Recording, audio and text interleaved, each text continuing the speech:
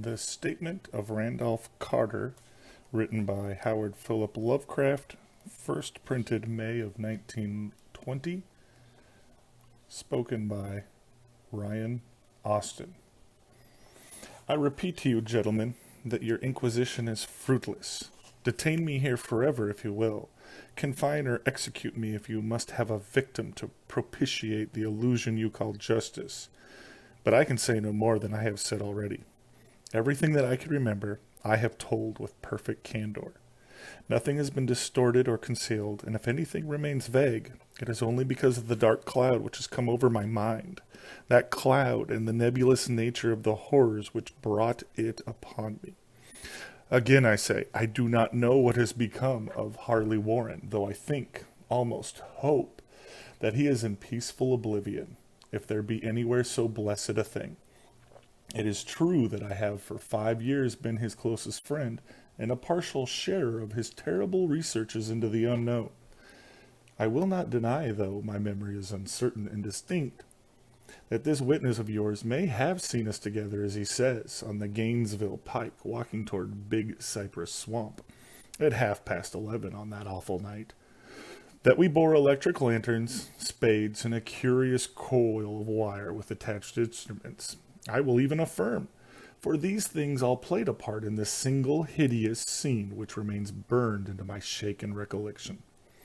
But of what followed, and of the reason I was found alone and dazed on the edge of the swamp next morning, I must insist that I know nothing save what I have told you over and over again. You say to me that there is nothing in the swamp or near it which could form the setting of that frightful episode. I reply that I know nothing beyond what I saw. Vision or nightmare it may have been. Vision or nightmare I fervently hope it was. Yet it is all that my mind retains of what took place in those shocking hours after we left the sight of men. And why Harley Warren did not return, he or his shade or some nameless thing I cannot describe, alone can tell. As I have said before, the weird studies of Harley Warren were well known to me, and to some extent shared by me. Of his vast collection of strange, rare books on forbidden subjects, I have read all that are written in the languages of which I am master. But these are few as compared with those in languages I cannot understand. Most, I believe, are in Arabic, and the fiend-inspired book which brought on the end, the book which he carried in his pocket out of the world, was written in characters whose like I never saw elsewhere. Warren would never tell me just what was in that book. As to the nature of our studies, must I say again that I no longer retain full comprehension? It seems to me rather mercifully that I do not, for they were terrible studies, which I pursued more through reluctant fascination than through actual inclination. Warren always dominated me, and sometimes I feared it. I remember how I shuddered at his facial expression on the night before the awful happening, when he talked so incessantly of his theory, why certain corpses never decay, but rest firm and fat in their tombs for 1,000 years. But I do not fear him now, for I suspect that he has known horrors beyond my ken. Now I fear for him. Once more, I say that I have no clear idea of our object on that night. Certainly, it had much to do with something in the book which Warren carried with him, that ancient book in undecipherable characters which had come to him from India a month before. But I swear I do not know what it was that we expected to find. Your witness says he saw us at 11:30 on the Gainesville Pike, headed for Big Cypress Swamp. This is probably true, but I have no distinct memory of it. The picture seared into my soul is of one scene only, and the hour must have been long after midnight, for a waning crescent moon was high in the vaporous heavens. The place was an ancient cemetery, so ancient that I trembled at the manifold signs of immemorial years. It was in a deep, damp hollow, overgrown with rank grass, moss, and curious creeping weeds, and filled with a vague stench which my idle fancy associated absurdly with rotting stone. On every hand were the signs of neglect and decrepitude, and I seemed haunted by the notion that Warren and I were the first living creatures to invade a lethal silence of centuries.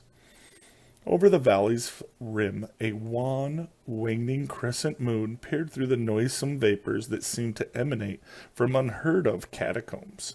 And by its feeble, wavering beams I could distinguish a repellent array of antique slabs, urns, cenotaphs, and mausolean facades, all crumbling, moss-grown, and moisture-stained, and partly concealed by the gross luxuriance of the unhealthy vegetation. My first vivid impression of my own presence in this terrible necropolis concerns the act of pausing with Warren before a certain half-obliterated sepulchre, and of throwing down some burdens which we seemed to have been carrying.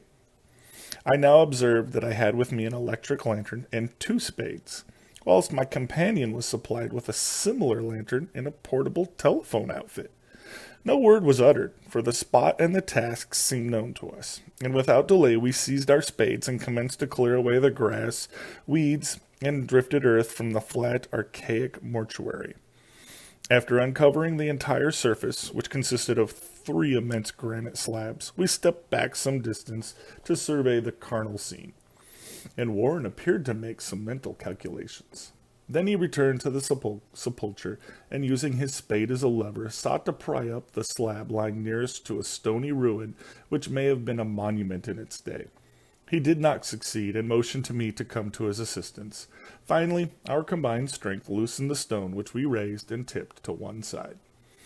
The removal of the slab revealed a black aperture, from which rushed an effluence of miasmal gases, so nauseous that we started back in horror.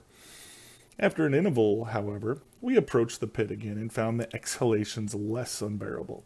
Our lanterns disclosed the top of a flight of stone steps, dripping with some detestable ichor of the inner earth, and bordered by moist walls encrusted with niter. And now, for the first time, my memory records verbal discourse. Warren addressing me at length in his mellow tenor voice, a voice singularly unperturbed by our awesome surroundings. "I'm sorry to have to ask you to stay on the surface," he said, "but it would be a crime to let anyone with your frail nerves go down there. You can't imagine, even from what you have read and from what I've told you, the things I shall have to see and do. It's fiendish work, Carter, and I doubt if any man without ironclad sensibilities could ever see it through and come up alive and sane. I don't wish to offend you, and heaven knows I'd be glad enough to have you with me, but the responsibility is in a certain sense mine, and I couldn't drag a bundle of nerves like you down to probable death or madness. I tell you, you can't imagine what the thing is really like, but I promise to keep you informed over the telephone of every move. You see, I've enough wire here to reach to the center of the earth and back." I can still hear in memory those coolly spoken words, and I can still remember my remonstrances. I seemed desperately anxious to accompany my friend into those sepulchre depths, yet he proved inflexibly obdurate.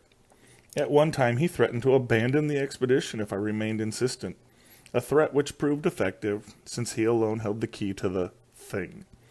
All this I can still remember, though I no longer know what manner of thing we sought. After he had secured my reluctant acquiescence in his design, Warren picked up the reel of wire and adjusted the instruments. At his nod, I took one of the latter and seated myself upon an aged, discolored gravestone close by the newly uncovered aperture. Then he shook my hand, shouldered the coil of wire, and disappeared within that indescribable ossuary. For a moment, I kept sight of the glow of his lantern and heard the rustle of the wire as he laid it down after him, but the glow soon disappeared abruptly, as if a turn in the stone staircase had been encountered, and the sound died away almost as quickly. I was alone, yet bound to the unknown depths by those magic strands whose insulated surface lay green beneath the struggling beams of that waning crescent moon. In the lone silence of that hoary and deserted city of the dead, my mind conceived the most ghastly fantasies and illusions, and the grotesque shrines and monoliths seemed to assume a hideous personality, a half-sentience. Amorphous shadows seemed to lurk in the darker recesses of the weed-choked hollow, and to flit, as in some blasphemous ceremonial procession, past the portals of the moldering tombs in the hillside. Shadows which could not have been cast by that pallid, peering crescent moon, I constantly consulted my watch by the light of my electric lantern and listened with feverish anxiety at the receiver of the telephone, but for more than a quarter of an hour heard nothing. Then a faint clicking came from the instrument, and I called down to my friend in a tense voice. Apprehensive as I was nevertheless unprepared for the words which came up from that uncanny vault in accents more alarmed and quivering than any I had heard before from Harley Warren. He who had so calmly left me a little while previously now called from below in a shaky whisper, more pretentious than the loudest shriek. God, if you could see what I'm seeing! I could not answer, speechless. I could only wait. Then came the frenzied tones again. Carter! It's terrible! Monstrous! Unbelievable! This time my voice did not fail me, and I poured into the transmitter a flood of excited questions. Terrified, I continued to repeat, Warren, what is it? What is it? Once more came the voice of my friend, still hoarse with fear and now apparently tinged with despair. I can't tell you, Carter. It's too utterly beyond thought. I dare not tell you. No man can know it and live. Great God, I've never dreamed of this. Stillness again, save for my now incoherent torrent of shuddering inquiry. Then the voice of Warren, a pitch of wilder consternation. Carter, for the love of God, put back the slab and get out of this if you can. Quick! Leave everything else and make for the outside. It's your only chance. Do as I say. Don't ask me to explain.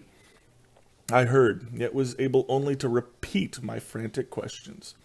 Around me were the tombs and the darkness and the shadows. Below me, some peril beyond the radius of the human imagination. But my friend was in greater danger than I, and through my fear I felt a vague resentment that he should deem me capable of deserting him under such circumstances. More clicking, and after a pause, a piteous cry from Warren. Beat it! For God's sake, put back the slab and beat it, Carter! Something in the boyish slang of my evidently stricken companion unleashed my faculties. I formed and shouted a resolution. Warren! Brace up! I'm coming down! But at this offer, the tone of my auditor changed to a scream of utter despair. Don't! You can't understand! It's too late! And my own fault! Put back the slab and run! There's nothing else you or anyone can do now! The tone changed again, this time acquiring a softer quality as of hopeless resignation. Yet it remained tense through anxiety for me. Quick. Before it's too late. I tried not to heed him, tried to break through the paralysis which held me, and to fulfill my vow to rush down to his aid. But his next whisper found me still held inert in the chains of stark horror. Carter, hurry. It's no use. You must go. Better one than two. The slab. A pause, more clicking, then the faint voice of Warren. Nearly over now. Don't make it harder. Cover up those damn steps. Run for your life. You're losing time. So long, Carter. Won't see you again. Here Warren's whispered swelled into a cry that gradually rose to a shriek fraught with all the horror of the ages. Curse these hellish legions! My God! Beat it! Beat it! Beat it! After that was silence. I not know how many interminable aeons I sat stupefied, whispering, muttering, calling, screaming into that telephone. Over and over again through those aeons I whispered and muttered, called, shouted, and screamed, Warren! Warren!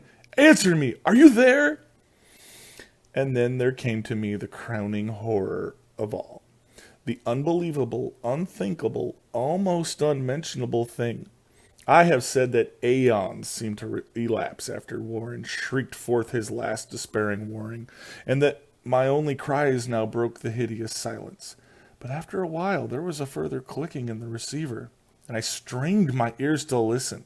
Again I called down, Warren, are you there? And in answer heard the thing which has brought this cloud over my mind. I do not try, gentlemen, to account for that thing, that voice, Nor can I venture to describe it in detail, since the first words took away my consciousness and created a mental blank, which reaches to the time of my awakening in the hospital. Shall I say that the voice was deep, hollow, gelatinous, remote, unearthly, inhuman, disembodied? What shall I say? It was the end of my experience, and is the end of my story. I heard it and knew no more. Heard it as I sat petrified in that unknown cemetery in the hollow, amidst the crumbling stones and the falling tombs, the rank vegetation and the miasmal vapors. Heard it well up from the innermost depths of that damnable open sepulchre as I watched amorphous, necrophagous shadows dance beneath an accursed waning moon. And this is what it said. "You fool! Warren is dead!"